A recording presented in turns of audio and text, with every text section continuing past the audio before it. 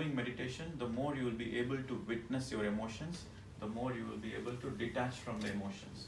So the underlying word is, unless you are a meditator, you cannot work on your emotions. No matter what, you can go to a therapist, you can go to a healer, you can go to XYZ, they can temporarily work on you. But once you come out, after a few days, few months, again you will go through the same problem. So unless you are a meditator, you cannot work on this second chakra. This is very, very important. So you have to have a great depth of witnessing. And unless you have a great depth of witnessing, you cannot come out of this emotion. How many of you here felt, you read a message, for example, your friend or your boss or somebody sends a message, you read and sometimes you feel pissed off. Sometimes obviously you tend to piss off, but you cope up. No, the moment you see, you feel pissed off. Yes. Why it happens? If your second chakra is in balance, you will not get pissed off immediately. You will just witness it. Your reactions won't be automatic. You will just see the depth of it. Oh, you have written this. What is that he has written? On why he has written it? What was his point of view? Am I failing to understand something? So you will not react. You will remain calm, and then you will look at it in a neutral space. So that means your second chakra is more into balance. The moment you look at it and you feel automatic reactions inside you, that means you need to work on your second chakra. And also your pleasures, your addictions. You need to look deeply into your pleasures and addictions. And what kind of relationships you have. Because the people who are having the second chakra excessive, they are emotional blackmailers. They use emotion to manipulate the situation. Seduction, have you heard of this? Seduction? People seduce, they play with the emotions, get something in return. Okay, this is all the second chakra imbalances. So, and the opposite energy is innocence. So the more you work on your guilt, the more you let go of your guilt energy, the more you will feel your own innocence. Okay? Because the guilt energy is not your energy, it is created by you. Guilt is created by you based on your self-judgments. So you should never judge yourself. Why you should not judge yourself? Can anybody say why you should not judge yourself? It's too harsh. No? Because we don't know. You're doing your best. Perfect. No, is the correct answer. You don't know anything about yourself. You don't know anything about yourself, how can you judge yourself? So, that's a perfect. So you don't know anything about yourself, so don't judge yourself. And when you don't judge yourself, you will not fall into the guilt trap. Yes, we all do mistakes in life. But when we do mistakes in life, what should we do? Learn You should learn from your mistakes. First, you should be aware that a mistake has been committed. Because most people, they are not even aware, they keep on doing the same mistake. Nobody can help them, even God cannot help them. So that's why you need a lot of meditation. Meditation brings you awareness. So with this awareness, immediately you can, or immediately or over a period of time, you will notice your own mistakes with awareness. And the moment you notice your mistakes, you don't need to feel guilty, you can learn from your mistakes. When you learn from your mistakes, what happens? What happens if you learn from your mistakes? You go forward, you learn the lesson. You will not do the mistake again. You feel expanded. You have learned a lesson, and then you have gratitude towards that mistake. You will like, okay, because of this mistake, I have learned it. So then the next beautiful thing happens. If somebody else does a mistake, you will not judge them. You will not judge them. Why?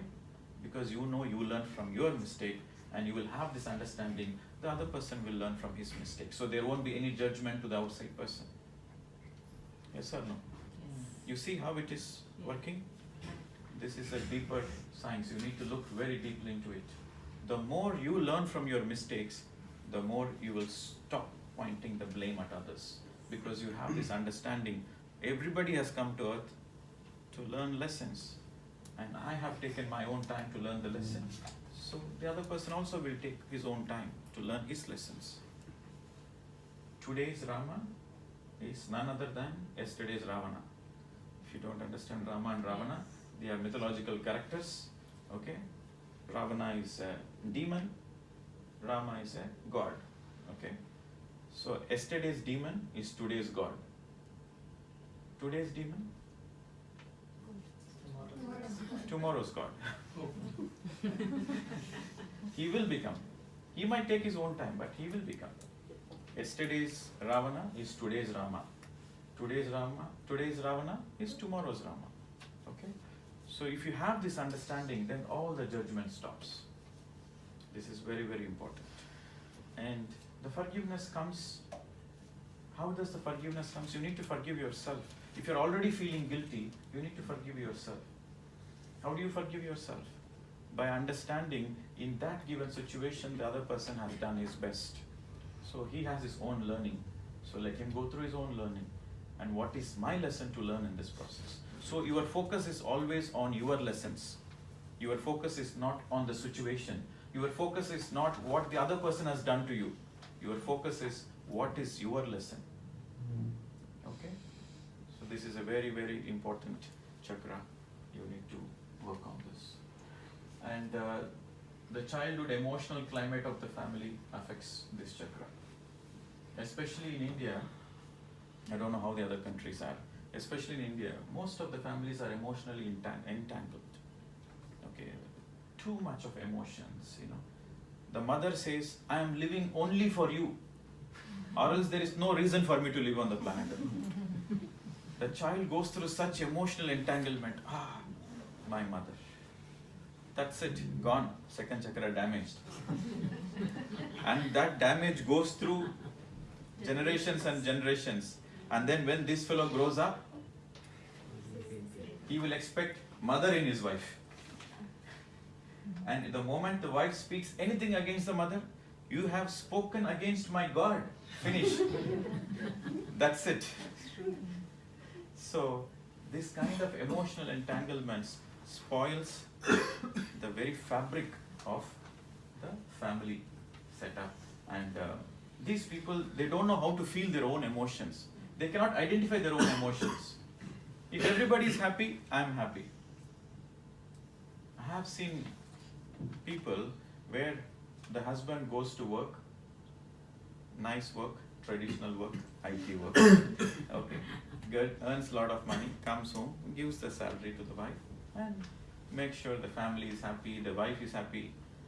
He feels happy. What is his own happiness? He don't know. He don't know. For him, okay, my mother asked me to be a good husband. I'm taking care of my wife. I'm taking care of my children. I'm emotionally satisfied. That's it. His emotional satisfaction comes from outside. You know what is the danger if the emotional satisfaction comes from outside? You cannot control outside. If the outer controls you, that is the danger. Yeah. Your wife is throwing tantrums at you, that's it, you are collapsed. Your wife says, are you a man? That's it, this fellow starts doubting himself. So they don't have their own identity. They always expect others to appreciate them. They expect others to confirm. They live for others, they don't live for themselves. Emotionally entangled. And this is a very funny thing, you know. Both husband and wife, they both are victims. Both are victims. And that's why they say in this chakra, you know, there is a saying, like father, like son, like mother, like daughter. Have you heard of this saying? Yeah. In India, there used to be arranged marriages. Now it is reducing. In the olden days, they have an arranged marriage. They will not see the girl first. They will see the mother first. They will see what kind of tradition, what kind of culture, how the mother is behaving, what kind of family setup. They first see the family, they see the background. They see the girl's mother first. Because when they see the girl's mother, they can figure out how this girl is going to be. This is how the arranged marriages works. But it really worked. It really worked because of this. If that family has a particular issue, that means the whole family is entangled in that. So you should be very careful about it. So this is where we spoke about. So these are some of the traumas and abuses, lack of affection affects the second chakra. And then, being told not to feel in a certain way. The children are naturally, they are alive, their emotions are very authentic. If they are happy, they are happy. If they are sad, they are really sad. If the child is crying, the mother says, stop crying, why are you crying, stop crying. That is a big disaster. If you ask your child to stop crying, that means you are asking the child to freeze its emotions. So that creates a bigger disaster. That frozen emotion affects the second chakra. And either or thinking comes into your life. Either it is this way or that way. They cannot see the bigger spectrum. They cannot see the 360-degree view. They can see only either right or left. That's the only choices they have in life. They are stuck in life. Have you seen this people who are not happy in marriages, but they are stuck? They ask, you are not happy, your husband is abusing you, or your wife is abusing you. Why are you still in the relationship? They say, what other choice I have? What other choice I have? Because for them there is no other choice. They cannot think in a bigger spectrum. So this is very, very important. If you have your second chakra in balance, if you have emotional intelligence, if you know how to identify your own emotions, then you can come out of a lot of relationship problems. And the shadow aspect is something we discussed yesterday. The shadow aspect means, what is a shadow aspect? Your suppressed emotions comes out in the form of judgments. Whenever you are judging another person, that is most likely your shadow. You need to be very, very careful what judgments you are making. Okay. So the shadow aspect we discussed yesterday. And then we discussed about the enmeshed child and emotional blackmails. You see, this is very interesting to notice. They don't blackmail, they don't even speak a word in the family setup or among the so-called loved ones. They don't even speak a single word, but emotionally they are blackmailing. The mother says, I want your happiness, you be happy with your wife. The very way she says, the husband says, okay mom, I'm not going to a movie, I stay back with you, tell me what can I do for you. Her words are, you be happy with your wife.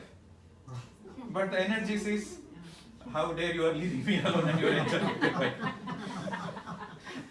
This is emotional blackmail. Okay, this is emotional blackmail. And this emotional blackmail happens because the child is enmeshed. The child doesn't know what he wants, what makes him happy. Because the second chakra is all about pleasure. So what gives him pleasure? He doesn't know. He's entangled with other people. How many of you are in this? You feel like you are in one way or the other way? You are in this. How many of you? Good? Good, very good. The more you identify, the easier it becomes to work on it. Whoever raised your hands, I'm happy for you because you have identified. That's the first step. If you can identify, then you can work on it. So identification gives you 50% of the solution. Now you know what to do. But for the people who have not raised their hands, you have to do a little more work on yourself. You need to do a little more meditation and you need to be a little more aware to figure out what was the issue. Because your own awareness, only your own awareness can help you to identify. Okay? And this is all about pleasure. And pleasure is denied or restricted, they get into these cravings and addictions. Okay, for example, in your childhood, you like ice creams, but always your parents, they put a ration, okay, only one ice cream per day. So that becomes restricted. So pleasure is restricted. And the pleasure is restricted, when the child grows up, he has cravings for ice creams. Okay, the same is with the sex. That cravings can turn into sex or any thrill. So they don't have a healthy sexual relationship. This is the problem. If this chakra is not in balance, they don't have a healthy sexual relationship because they treat the sex as just for a pleasure. They don't go into the depth of sex. They don't consider sex as a beautiful bonding between two people. For them, sex is pleasure. That's it. They don't have any emotional connect with the sexual activity. They are not sensitive towards their own sexuality. They are not sensitive towards their own sexuality, so how can they be sensitive to other sexuality? So they become like a beast. When it comes to the sexual act, they are no more human. They become like a beast. They act like an animal. The animal goes with the instincts. You see, the animals also does sex, but they act on their instincts. So most of the humans are stuck in this. That's why a lot of sexual abuses, the rapes are happening, especially, I don't know about in London, but in most of the Asian countries where there is a oppression of sex, the rapes are more. Have you seen the statistics? More you oppress yourself, more you suppress your own emotions, the more it comes out in the unhealthy ways. Okay? In India, we pray woman as a goddess. In fact, we have more goddess than gods. Okay? Every village have a goddess temple. They worship women, and it is unfortunate. India is the rape capital of the world. The highest number of rapes are happening in India because of all the suppression coming from their belief system, coming from their culture. Because the training is sex is something bad, sex is something ugly. Sex is your life force. If you condemn it, what you're doing? You're oppressing your own emotions. When you're oppressing your own emotions, it comes out in the most unhealthy ways. You become perverts. Those people who suppress, they become perverts. And the worse, they use sex only as a pleasure. They don't know how to connect, how to use the sex to have a healthy relationship.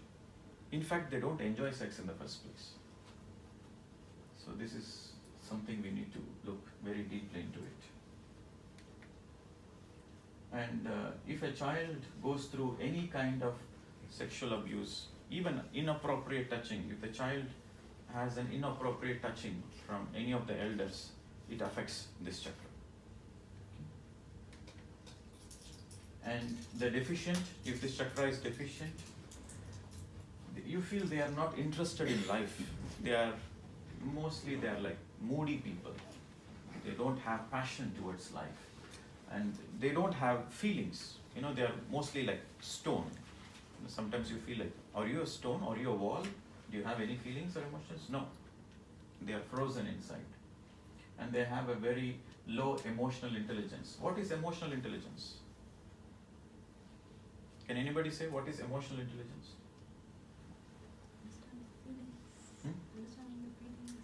Yes, understand what kind of emotions you are going through.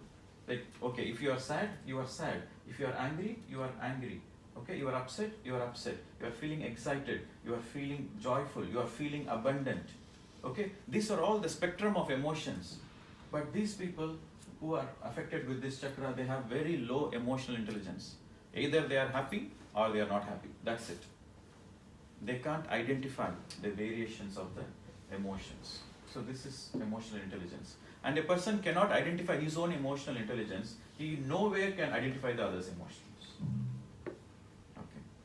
So if these people come into a relationship, can you imagine what happens? Disaster. One confused getting married to another confused creates a disaster. And they have poor social skills. They don't know how to socialize. They don't know how to make friendships. You see, some people, they come in the room, they enter the room, they keep quiet. They expect others to come and say hello. They will keep quiet. Poor social skills. They don't know how to initiate a conversation. They don't know how to make friendships or any kind of relationship. Poor social skills. And excessive boundaries, rigidity in body and attitudes. They are very rigid in their body. The very way they walk like robots. They are not flowing. They're very rigid. And they deny pleasure. This is deficient. Okay, these are the characteristics of deficient. They deny pleasure. Whatever it gives them a pleasure, they just deny. They avoid. They escape the pleasures. They have some excuses. And they fear sex. And they have diminished sexual feelings. Their sexual feelings are very low or they don't have. This is the deficient characteristics. And if it is excessive, it is opposite. They are always addicted. They are seductive. They are manipulative. They always go behind sex, sex, sex, sex. They overdo it. And they are emotional dictators. Have you come across any emotional dictator? Yes? You're not. Emotional dictators. If they are happy, the family is happy. If they are sad, the whole family is sad. Okay? They dictate. Their emotions dictate them. Yesterday Navneet was giving an example. The father comes back from work. He had a bad day at work, and there was already a family outing planned, a dinner planned, or a movie planned, or a cinema planned. So the father comes back, and the children are all excited. Okay, let's go to movie. The wife is excited. Let's go to movie. He says, I had a very bad day. Do you know how much I'm going through? Do you know how much hard work I do to maintain this family? Do you have any sensitivity to understand my feelings? You are not going anywhere. That's it. So, emotional dictators. Their emotions dictates. And they're oversensitive. They're hypersensitive, oversensitive. Even if you crack a joke at them, they don't know how to laugh about it. You crack a joke at them, they take it personally. They can't differentiate what is a joke and what is a comment. For them, even a feedback, if you give a feedback, they take it personally. So they are oversensitive, and they are ruled by their emotions. And they don't know how to form, inability to form boundaries. For example, these people, they go to work, and in the workplace, if a man or a woman, they are speaking to them very nicely, they misunderstand. Oh, I think that woman is loving me. I think that man likes me. So they have very poor boundaries. No boundaries for them, because they can't identify with their own emotions. They have very poor boundaries. A little smile from a woman's face makes the man full of butterflies. I think she likes me. But he doesn't know the woman smiles at everybody. He don't notice it. Okay? And these people are codependent. Like they are very much dependent on others. They cannot stand on their feet. They cannot do anything on their own. They're always codependent. They always want their wife to cook. So even if the wife is not feeling well, or she is feeling tired, let's say the wife is feeling tired. He expects still, can you go and make the breakfast? Only if you make, I will enjoy the food. Can you go and This is codependence. Talking about my husband actually. They're codependent. Okay. Because they don't know, oh, okay, you are feeling tired? Okay, I give you a space. They don't have that, because they don't know. They don't know how to take their own space. They don't know how to give space to others. So this is the problem they have. And highly clairsentient. They know what the other person is feeling, because they are oversensitive. Remember, this is an excessive character. Excessive character means they have a lot of energy in the chakra. So they become hypersensitive. So because they are hypersensitive, oversensitive, they can feel others' emotions. That is actually a good thing. But the problem comes, they get identified with their emotion. So this person is okay, normal. But when he meets a sad person, he also becomes sad. Oh, you are sad? Okay, I'm also sad. Okay, let us do something together. So they over-identify with others' emotions. So this is the clairsentient, highly clairsentient. These people normally, they go into the counseling. These people are good counselors. They absorb all the others' feelings. And they think they are doing a great thing. I'm helping, I'm sensitive, I'm a human. I take care of people. But they don't know they are having the second chakra problem. And we discussed selectiveness and pleasure addicts. Right? And what does a balanced chakra looks like? Balanced characteristics are, they are emotionally literate. They know how to read their own emotions. They perfectly read their emotions. And when they can read their emotions, okay, they go through an emotion. For example, they are not feeling good. So they understand they are not feeling good. So they can able to communicate it very clearly. Okay, even to their partner, they'll say, I think I need my own space for a few minutes. I'm not feeling well. So give me a few minutes, I'll come back to you. So they have a very healthy emotional balance. They're emotionally literate. And they trust their own feelings. These people, they trust their feelings. They don't ask for others' opinions. They don't ask for others. Some people say, okay, what do you feel? If you feel it is correct, then I'll do. So they don't trust their feelings. They're always dependent on others. So if you have a balanced characteristics, you will trust your own feelings. And you have high emotional intelligence. You know what another person is also going through, and you know how to handle the situation. And they have a very good emotional boundaries. And they have a healthy sexuality. They have a very healthy sexuality. And they have a balanced approach to pleasure and enjoyment of life. They have a perfect balance. They know how to work and they know how to enjoy.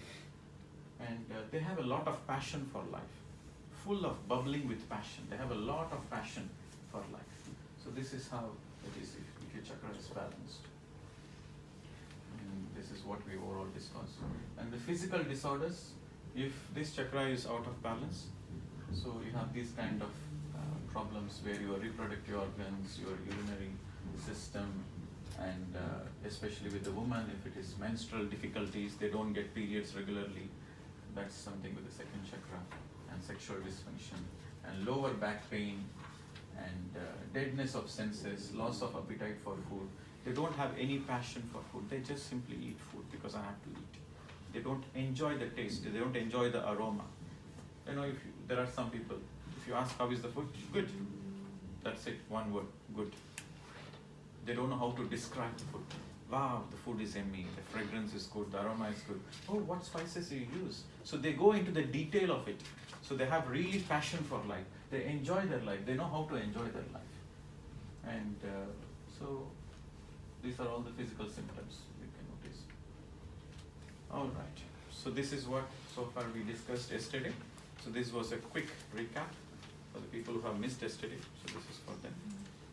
And let us go to the third chakra now. So before we go to the third chakra, let us do a 5 minutes meditation so that our mind gets relaxed, and then we go into the third chakra.